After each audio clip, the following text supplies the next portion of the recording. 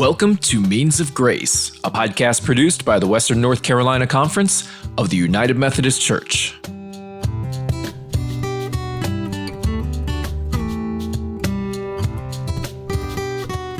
I'm Luke Edwards, Associate Director of Church Development. In today's episode, I sat down with Mark Rawls, Shonnie Streder, and Diane Johnston of the Blue Ridge District to hear about a new cooperative parish in the Hominy Valley that is bringing together 6 congregations to do ministry together. Friends, here's Mark, Shawnee, and Diane.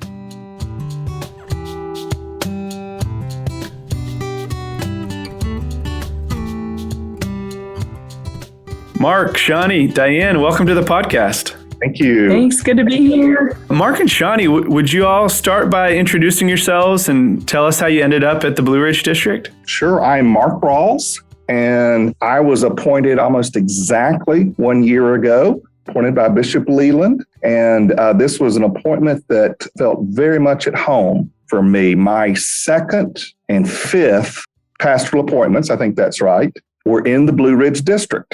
And way back in the day, I was part of what we used to call MYF, Methodist Youth Fellowship, in one of our district churches. And so I'm really grateful to be serving in a place that couldn't feel more like home, and one that literally astounds me every day with the beauty of the land and the people. Shawnee, how about you? Yeah, I wasn't so privileged to grow up in this area. I come from Louisiana, and I lived there most of my life until my husband needed to move closer to his job, which is in Virginia. And then we found Asheville and fell in love with it. And I started working for a congregation here in Asheville, and then met our previous DS, Beth Chrisman, and she saw something that she thought that could be used in the district. And so I wound up here doing communication, and now I work as the Vitality Associate with Mark, and I feel like I'm exactly where God wants me to be at this moment. It's one of those pathways where I feel like God has just been working up to this moment. And I'm so excited to be here. I think I always kind of felt a little bit different in ministry because I am more on the planning side of things. And now I see how that works in. And Mark is such a great encourager and empowerer. And I'm excited to be here doing this work. Mark, can you tell us a little bit more about the Blue Ridge District? Yeah. We are a district of 122 churches and 102 clergy. We are throughout the counties of Buncombe, Henderson, McDowell, Mitchell, Polk. There's not a Polk County. There is a Polk County. Polk County is in the eastern part of the state. I think I've driven through that county. Yes, that's right. You've driven through Polk County. I'm glad. And in addition, forgive me, friends from Polk, Rutherford, Transylvania, and Yancey counties. And then because of some recent changes in charge alignments, we also have 2 congregations in Cleveland County and 1 in Burke County. We have a variety of church settings, urban, rural, and town-based ministries. In our churches, the membership can be as high as 2,300 and as cozy as 8. And we are just one of the great things about being in this kind of ministry. And as I said before, I've been privileged to serve in this district 2 times before, is that this is mountain ministry. And I think mountain ministry has, like mountain music, has its own rhythm and history. And speaking of history, part of ours is that Francis Asbury rode horseback all over these hills and hollers from 1800 to 1813. That is deep into our sense of identity of who we are. And a real thrill for me my first year was being able to preach from a pulpit that Mr. Asbury himself once preached. When Bishop Leland appointed me to this position, he told me that being a superintendent will be different. Man, he was not kidding. For the first 7 or 8 months, I felt like I was traveling in a foreign country trying to learn a new language. And that challenge was and still is in many ways a gift. It strengthened my prayer life, for one thing. And another thing it's done is it's helped me to be more keenly aware of just how much ministry is a team sport.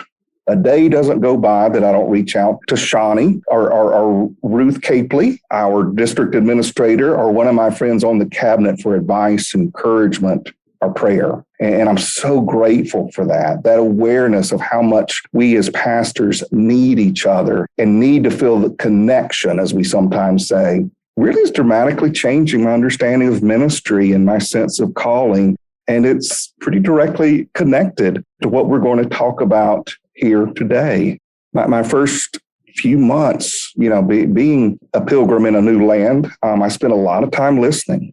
One of the first things that Shawnee and I did is we had focus groups of clergy and focus groups of lay leaders. And through those conversations and what we learned from these new friends of mine, we've kind of landed on two core callings in the Blue Ridge District. One is to transform pastoral ministry for the new day in which we live, and the other is to cultivate lay leadership in our churches. And so that's just been a powerful experience for me. And in those conversations, I was struck by how many times our clergy described the loneliness and the personal challenges of being solo in ministry. And so one of the things that it led us to is a real openness to what's called Cooperative Parish ministry. And that's what our friend Diane is our new expert in that. She has been in this role all of 1 week, and she's already the resident expert, which she wears lightly and graciously, that title. Diane Johnston has been an electrician, a potter, and even a radio DJ in what we call the Hominy Valley. The Hominy Valley is that part of Buncombe County that's west of Asheville. Diane has been a wife and a mother, a grandmother, and a friend to many. And it's here that she became a passionate follower of Jesus Christ, and here that she first felt the call to ordain ministry. So Candler, the community of Candler and the surrounding communities in the Hominy Valley really run deep in her soul. And that expresses herself in her deep passions for evangelism and for local mission. Diane is our parish director of this new thing we call the Hominy Valley Cooperative Parish. Parish director simply means that I felt we needed one person, a pastor, both to lead the team of pastors and to be appointed to all of the congregations. And here in the Hominy Valley, our cooperative parish is Reeves Chapel, Piney Mountain, Acton, Oak Hill, Sardis, and Snow Hill. And Diane is leading us in beautiful ways, leading our team and working with our lay leaders. And she's truly a servant leader among us. Well, Mark, thanks so much for that introduction of Diane. Diane, welcome to the podcast. And yeah, I would just love to hear from you how you might introduce the Hominy Cooperative Parish. What might you add to what Mark said? Well, I don't know that I have anything to add to what Mark said. He said it pretty good. We are a group of people who live in a very distinctive geographic area, the Hominy Valley, which goes all the way to West Asheville. So it's got very rural communities, and it's got pretty urban communities, or at least in-town communities. So it covers a wide range of people. But what we have discovered is there is this common love of each other, love of the area, and love of Christ. And so they've got a lot in common before we ever even mentioned anything about between ourselves, the cooperative parish. So we do have this one church, and this recognition that there is one church in Hominy Valley. And once we began to look at the one church in Hominy Valley, all of the congregations that were coming open this year, we started thinking about, how could pastors work together like the congregations have been working together for years. So a long time ago, in a galaxy far, far away, no, really, a long time ago, there were these three pastors who came out of seminary together, and they were appointed to the Hominy Valley. And so I think that was the first time that I remember as a United Methodist in Hominy Valley that the congregations actually started working together, because there were these three friends who were together, in the Hominy Valley. And so it just brought a richness to our ministry and to our experience of being the United Methodist Church, to know that there were other people who were not our competition. They weren't, against us in any way. They weren't trying to take anything away from us, but that we could do things together. And so even after these friends moved on and were appointed in other places, the congregation still cooperated in a lot of things, in Vacation Bible School and mission trips and all kinds of ministries. So it was fantastic how the lay folks, really continue to operate as one church in the Hominy Valley. What happened was when we got other pastors in who didn't know each other, even when we became a missional network, we were still finding a little bit of competition between pastors, and a lot of pastoral fatigue, and a lot of, the pastors not encouraging this cooperation between congregations. So one of the things that we feel like we are doing right now is taking some of that away from the mix, some of that competition and some of that maybe, silo congregation kind of thing that we tend to do, instead of seeing it as one church. It kind of feels like it's an obvious thing that we should have thought about the whole time, is that we are the one church, and how can we support and love and grow together in taking the world for Jesus, right?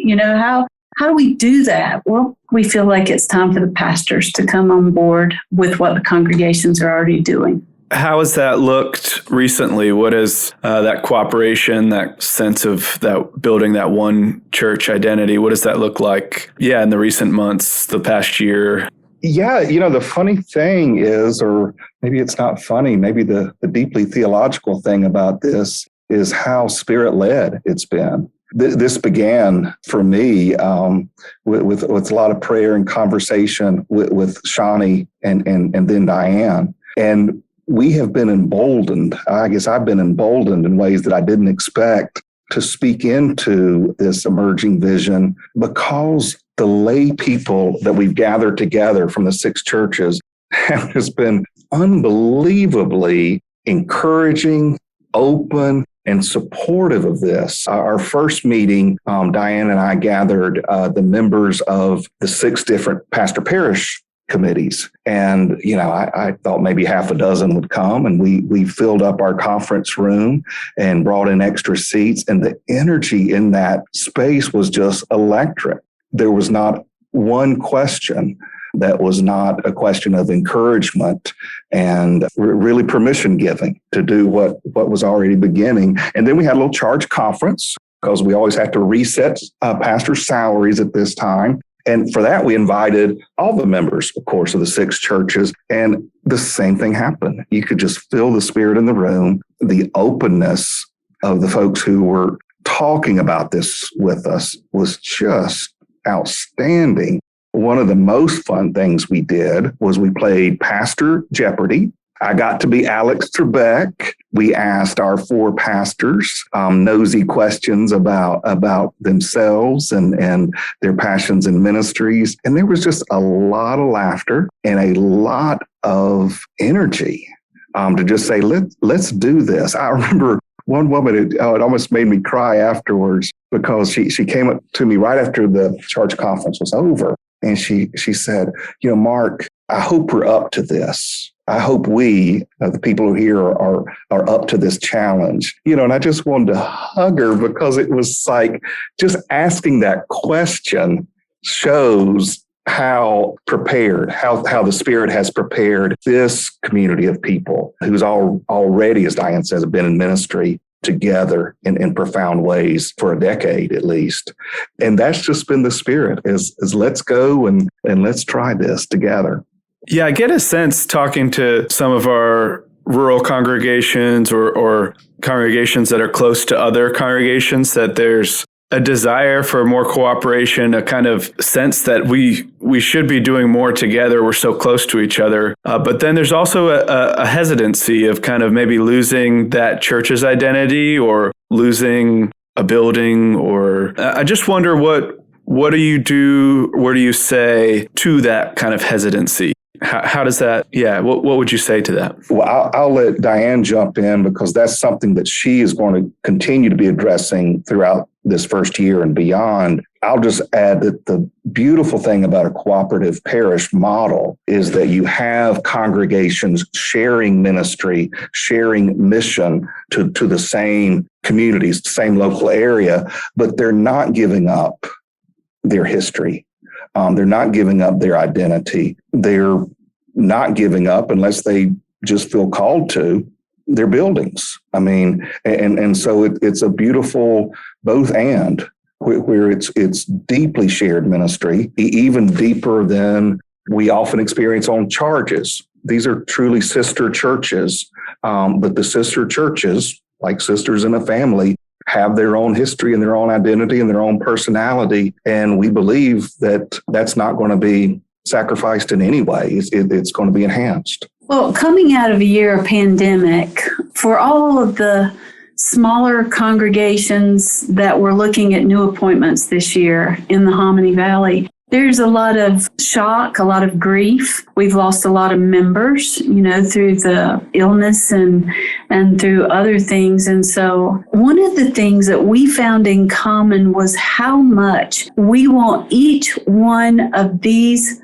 small congregations to the large congregations or bigger congregations to grow and thrive. I mean, that's the whole goal of this, is not to come in and say, well, things are looking grim, you need to shut down now. Not that at all, but to say, how can we encourage you? How can we be a blessing to you? And how can we hear your dreams and find out what it is that God is calling you to do?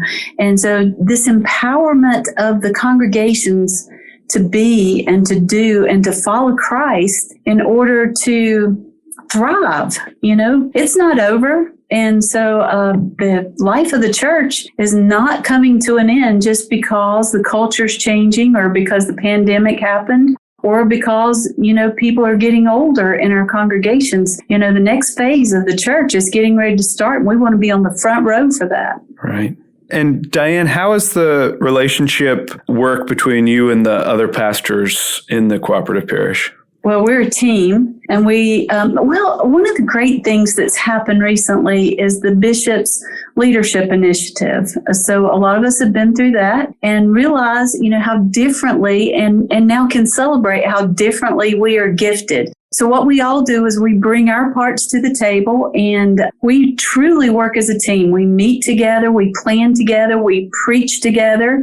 We study together. We lead these congregations together. We're doing a preaching rotation so that there's not my church and your church. There is one church, 4 pastors of that one church, and 6 congregations. And it's been glorious so far. It's I can't even begin to describe to you what it's like to have a team, so that I get to go home and not answer the phone some nights. And I get to take some weekends off, and I get to take vacations with my family. I get to go to birthday parties knowing I won't be interrupted. It's almost like a new life for each one of us who are the pastors on this team. That's incredible. Yeah, I was in a missional network in Boone and noticed that, I was an associate at Boone UMC, a larger church, and noticed how isolating smaller church ministry can be as a pastor. So that makes a lot of sense that you have that kind of renewed sense of support, and that's amazing.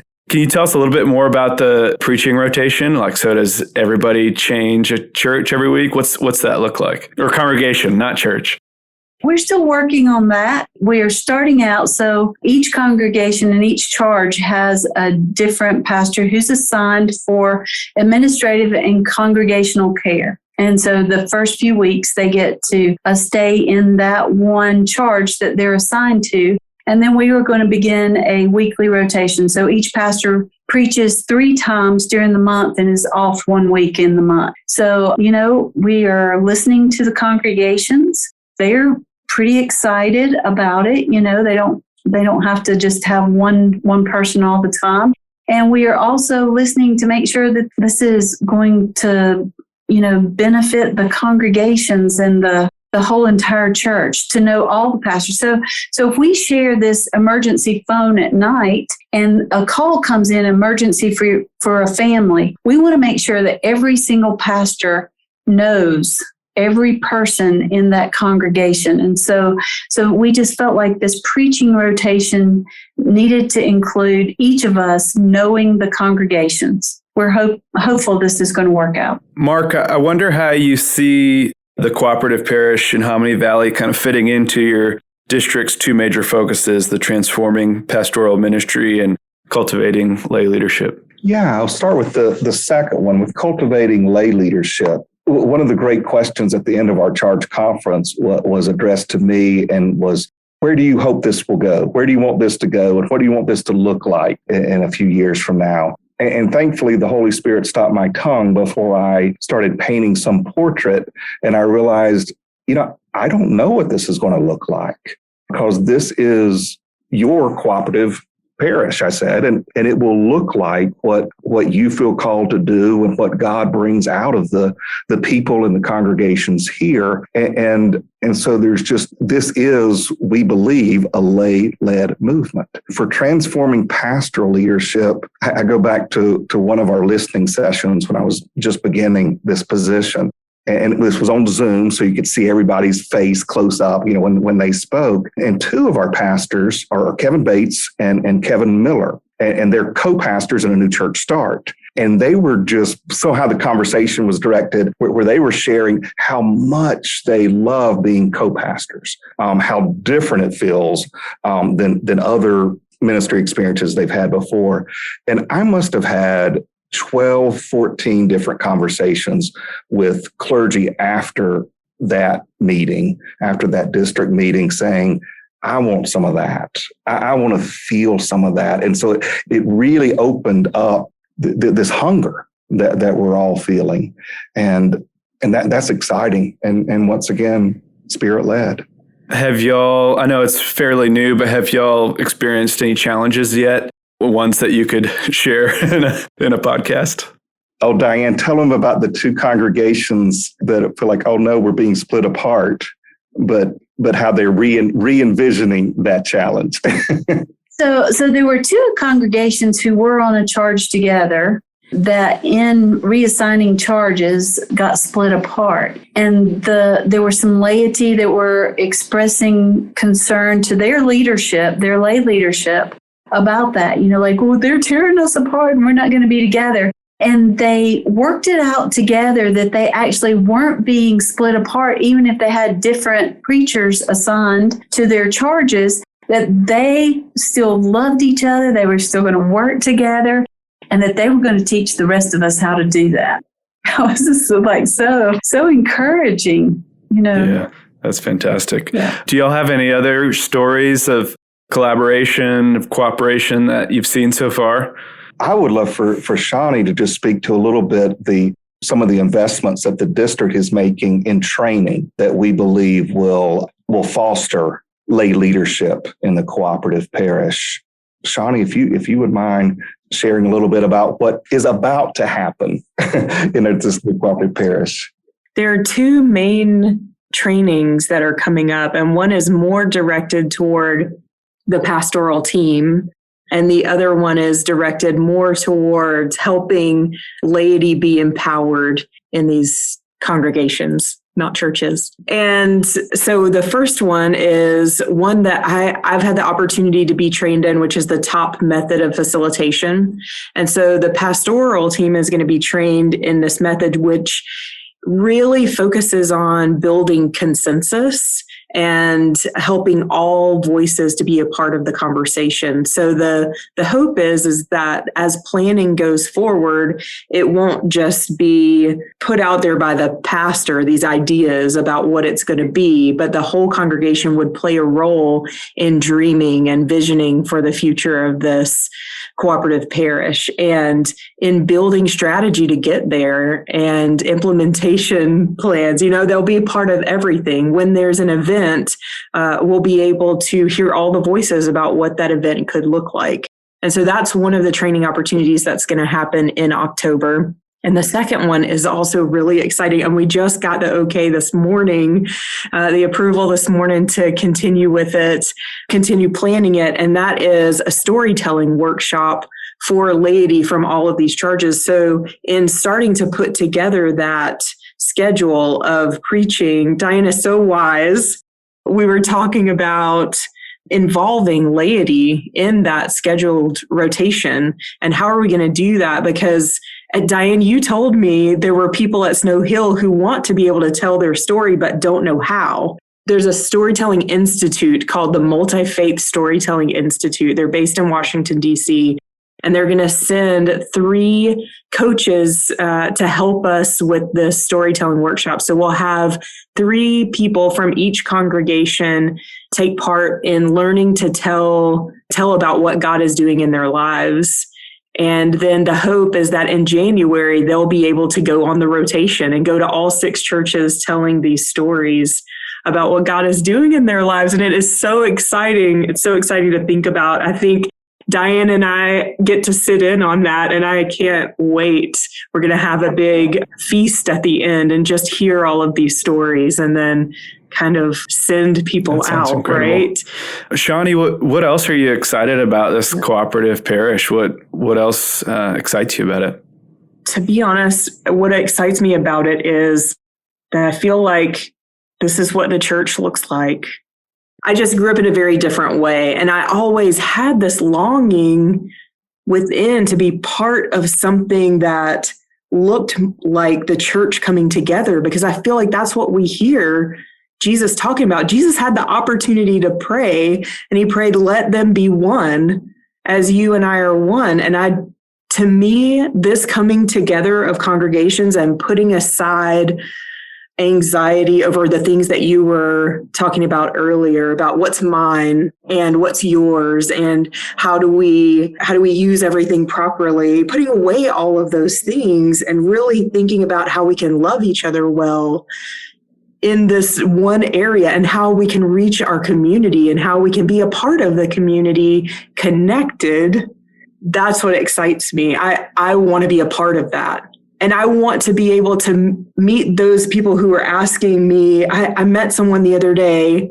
Her kid was a friend of mine, and she was saying, she wasn't part of a congregation right now. They just couldn't find anything. And I wanted so badly for this to already be in place, so I could say, this is where it's at. There are these congregations that are coming together for the sake of this community.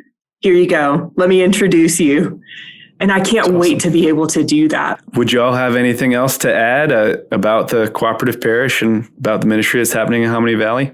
I would like to say that a lot of what is happening in Hominy Valley started with the different ministries that we had at the different churches, and a lot of the working together. We had welcome tables, and we had bear closet, and we had medical loan closets. But there was something really different that happened with Fresh Expression. And when we went to the dinner church training with Verlin Fosner, it was like we caught fire in some way that hadn't existed before. We didn't just see ourselves in ministry to the community, but in building relationship, not only with the community, but serving as that bridge to connect God and all the people around us.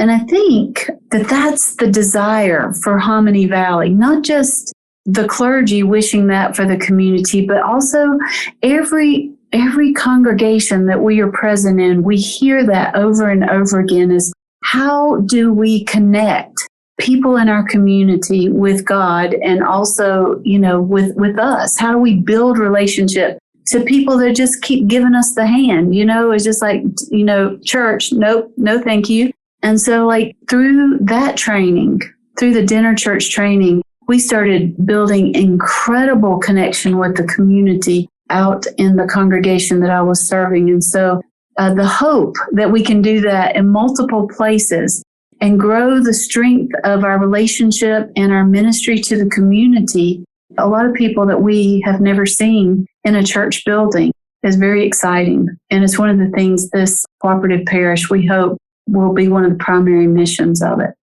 And Luke, I would really think it's important to add what a debt we owe our dear friend Beth Christman. This is not something that the three of us invented. This is a calling, a passion, a vision that Beth, as the district superintendent of Blue Ridge, had for years. I remember she kind of gave that impassioned pitch to me about Cooperative Parish when I was a pastor in this district. And I remember at first not being so sure about it, being a little hesitant and anxious about what that could look like.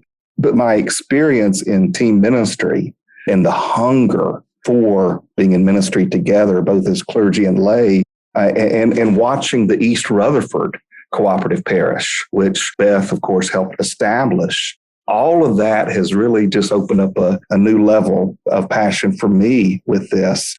I loved how Shonnie put it. This is what the church looks like. This is the church now, and this is what the future of the church is going to be. And thanks be to God for that. Amen. Well, Mark, Shawnee, Diane, thank you so much for joining us for the podcast today and sharing about this incredible ministry that's happening in Hominy Valley. I know I've been encouraged by what I've heard and hope that this can be a model of ministry that we can replicate further and further out. Thank you for the work that you're doing, and please continue to let us know how it's going and what y'all are learning. Thanks.